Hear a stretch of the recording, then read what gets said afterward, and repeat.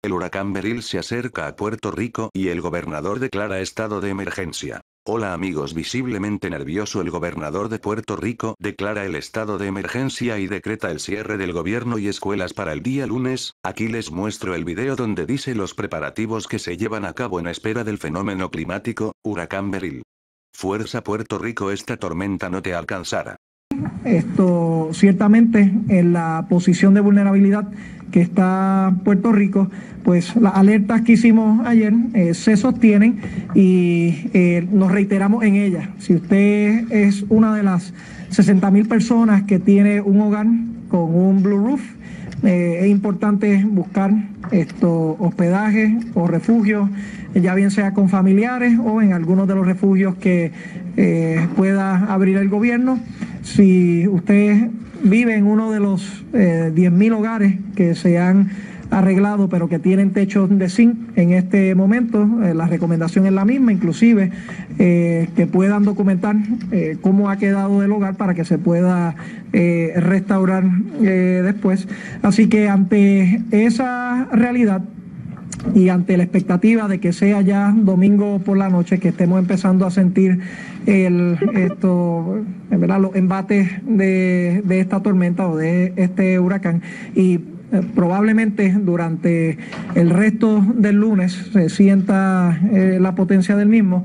He tomado varias determinaciones. Lo primero es que voy a activar la declaración de emergencia aquí en Puerto Rico, ¿verdad? Es mejor estar listo, es mejor estar preparado y particularmente reconociendo que Puerto Rico está en una posición más vulnerable después del traspaso de María y de Irma, pues queremos estar preparados para ello.